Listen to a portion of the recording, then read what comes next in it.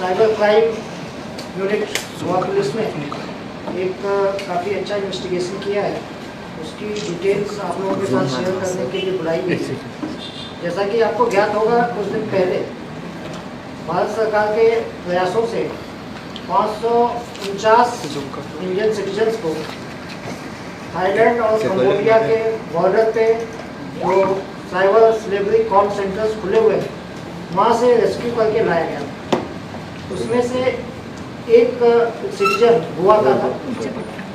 वो जब गोवा पहुंचा, उसके बाद हम लोगों ने उससे बातचीत की और उसके आधार पर गोवा पुलिस ने एक केस रजिस्टर किया और उसकी इन्वेस्टिगेशन काफ़ी तेज़ी से चलाई गई, जिसके फलस्वरूप सबसे पहले हम लोगों ने बेंगलुरु से एक अक्यूज्ड को गिरफ्तार किया और जब उससे पूछताछ की गई तो उसमें 2 लोग और आइडेंटिफाई हुए और उसमें से एक बॉम्बे में लोकेट हुआ और वहाँ पे फिर वहाँ से हम लोगों ने उसको अप्रीहेंड किया।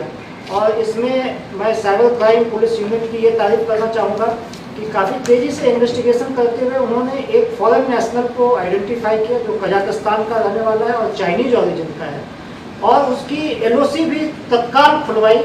और उसकी वजह से ये हुआ कि हमने जिस दिन LOC खुलवाई उसी दिन शाम में वो दिल्ली के इंदिरा गांधी एयरपोर्ट पे डिटेन किया गया। अगर वो LOC उस दिन नहीं खुलती तो शायद वो एस्केप करके चला जाता देश के बाहर। बाद में उसको किसी भी इन्वेस्टिगेटिंग एजेंसी के लिए ट्रैक करना और उसको वापस लाना एक मुश्किल कार्य है।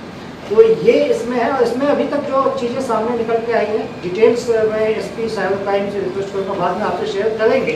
लेकिन मोटे तौर पे जो चीज़ निकल के आई है कि एक एजेंसी है बॉम्बे में जो MEA के साथ रजिस्टर्ड नहीं है इंडियंस को बाहर भेजने के लिए, लेकिन वो इलीगल तरीके से इस काम को कर रही थी, जिसमें जॉब का झांसा देकर उनको कि आप बाहर अगर जाएंगे तो आपको 60-70 हज़ार रुपये पर महीने की जॉब मिलेगी, सेल्स एग्जीक्यूटिव और बाकी तमाम तरह के ऐसे जॉब का वादा किया जाता था।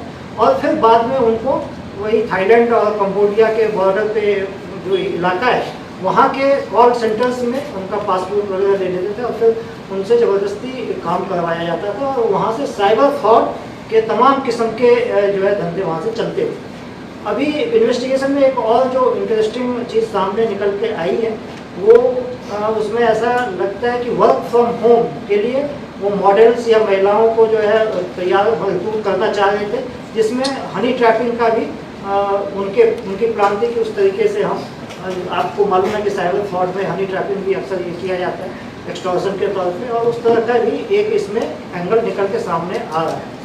और एक और चीज़ जो सामने अभी तक आई है जिसके ऊपर हम लोग फर्दर इन्वेस्टिगेट कर रहे हैं कि इनकी प्लानिंग थी कि हिंदुस्तान, नेपाल और बाकी भी कुछ कंट्रीज जिन्होंने आइडेंटिफाई किए थे जहाँ पे इस तरह के साइबर फ्रॉड के कॉल सेंटर्स ये इस्टेब्लिश करना चाहते थे।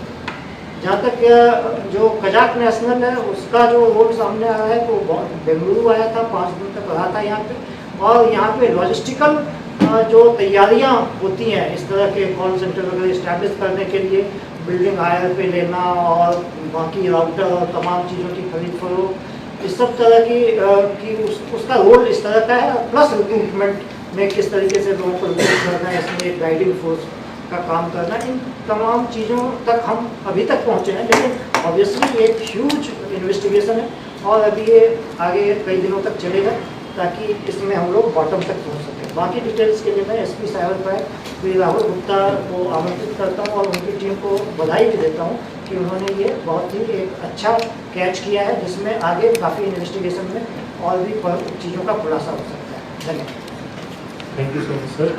सर मीडिया फ्रेंड्स, जैसे कि सर ने बताया उसके बाद मैं थोड़ा और डिटेल में आपको बता देता हूँ। आज एक पहले जो हमने I4C के थ्रू हम जो दिल्ली से एक लड़के को हम लेके आए थे जो रेस्क्यू हुआ था म्यांमार और थाईलैंड के बॉर्डर से, वहाँ पे इंडियन गवर्नमेंट ने रेस्क्यू कराया था। तो उससे हमको पता चला कि उसका रिक्रूटमेंट एक एजेंसी के थ्रू हुआ था जो कि ऑनलाइन उसको मिली थी और उसको 60,000 रुपये पर मंथ बोल के ये जॉब दिया गया था और उसको उसकी टिकट्स वगैरह बुक कराए गए थे, उसको वीज़ा परमिट दिया था उसी एजेंसी ने और उसको थाईलैंड भेजा था। लेकिन थाईलैंड के बाद उसको फिर इस तरीके के साइबर स्लेवरी कॉल सेंटर में डाल दिया था। तो इन्वेस्टिगेशन हमने शुरू की तो पता चला कि बेस्ड ऑन द जो ईमेल का इनकी कॉन्वर्सेशन हुई है आपस में और व्हाट्सएप पे जो कॉन्वर्सेशन हुई उससे हमको आईपीज वगैरह ये सारी चीज़ें टेक्निकल हमने एनालिसिस किया और उससे हम एक बेंगलोर बेस्ड एक लड़के के पास पहुंच पाए। उसका नाम था आदित्य रामचंद्रन। तो आदित्य रामचंद्रन ने बताया कि वो एक इवांका ग्रुप ऑफ कंपनीज है, उसके एक आदमी है रूप नारायण गुप्ता, उसके लिए काम करता है।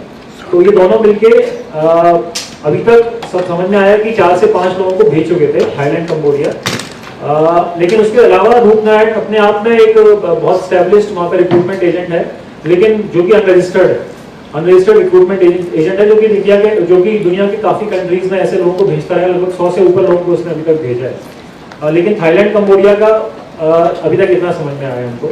तो अभी इन दोनों का ये रोल था कि रिक्रूटमेंट करते थे। अब उसमें भी जब इंटरव्यूज वगैरह लेते थे ये लोग, तो थाईलैंड के किसी लोग आदमी के साथ या फिर फिलीपींस के एक नेशनल के साथ ये मिलके एक ऑनलाइन जूम कॉल सेटअप करते थे। उसमें जिस भी आदमी को ये लोग बाहर भेजना चाहते हैं उसका इंटरव्यू कंडक्ट किया जाता था कि उसकी सॉफ्ट स्किल्स कैसी हैं, इंग्लिश कितनी आती है, हिंदी कितनी आती है, लिंग्विस्टिक टेस्ट वगैरह लेके फिर उसको ये लोग भेजते थे।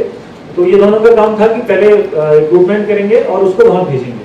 अब इसमें एक तीसरा आदमी का नाम हमको समझ में आया कि जब हमने आदित्य रामचंद्रन को पकड़ा तो उसने बताया कि हमारा एसोसिएट है जो कि कजाक नेशनल है, जो कि मेरे साथ यहाँ पे आया था, अभी 4-5 दिन मेरे साथ रहा था बैंगलोर में।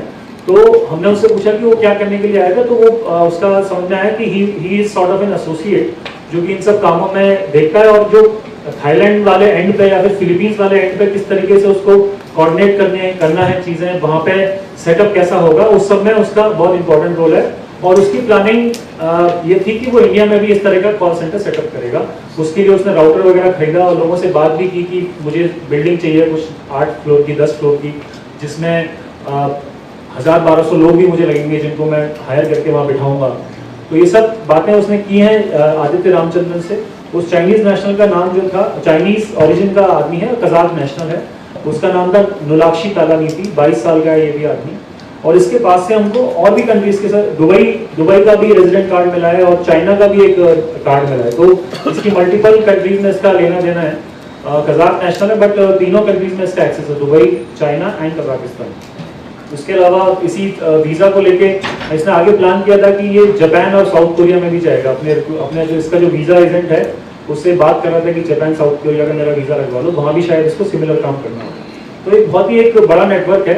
ये नेटवर्क अपने आप में आपको जैसे कई बार हमने बताया कि बैंक अकाउंट्स और sim cards, these are the main things for cyber frauds. तो इन्होंने बैंक अकाउंट रेंट का भी ये लोग काम करते हैं। इनके टेलीग्राम पे हमने मैसेजेस देखे, तो वो मैसेजेस में इन्होंने लोगों को बोला है कि हमको बैंक अकाउंट रेंट पे चाहिए, इस तरीके के बैंक अकाउंट्स, इस बैंक कंपनी के बैंक अकाउंट्स। उसके अलावा सिम कार्ड भी ये लोग रेंट पे मांगते हैं। तो होता क्या है, ये बैंक अकाउंट और सिम कार्ड को ये लोग बाहर बेचते हैं और वहाँ पे ये सारी चीज़ें यूज़ की जाती हैं और साइबर फ्रॉड का जो पैसा है वो उनके थ्रू फनल किया जाता है। क्योंकि आपको बैंक का ट्रांजेक्शन करना है तो OTP लगता है, तो सिम कार्ड भी चाहिए। तो उसके OTP और ये बैंक अकाउंट के साथ मिलके ये पूरा cyber fraud end to end करते हैं। तो ये बैंक अकाउंट और सिम कार्ड तो एक बात होगी, दूसरा फिर रिक्रूटमेंट, पूरा साइबर कॉल सेंटर का सेटअप, ये सारी चीज़ें ये पूरा गैंग करता है। और हमने इसको मतलब पकड़ के काफ़ी सारी चीज़ें प्रिवेंट भी की हैं और आगे इससे बहुत सारी चीज़ें समझ में आएंगी कि किस तरीके से ये इंडिया में ये ऑर्गेनाइज क्राइम चल रहा है और इसकी हम डेप्थ तक पहुंच पाएंगे।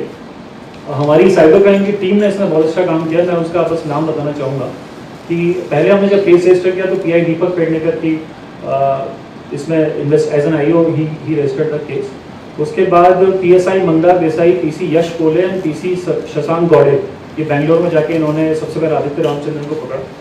उसके बाद नुलाक्षी तालानीति को जो दिल्ली एयरपोर्ट से हम लेके आए थे, वो PSI सर्वेश सावंत एंड सिद्धरमैया, ये पुलिस कांस्टेबल सिद्धरमैया। उसके बाद रूप नारायण गुप्ता, जिसको कि हमने कल ही अरेस्ट किया मुंबई से, उसमें हमारा PSI Sherwin D'Costa, PC Akshay Prabhu and PC यश कोले, इन्होंने मिलकर काफ़ी अच्छा काम किया। और इसमें हमारे जो ASP साइबर क्राइम है अक्षर आयुष, इन्होंने सुपरवाइज किया इस पूरे ऑपरेशन को। और आगे भी हम कंटिन्यूसली इस पर करते रहेंगे। जैसे जैसे चीज़ें सामने आएंगी, जैसे जैसे लोग अरेस्ट होंगे, वैसे वैसे हम आपको अपडेट देंगे।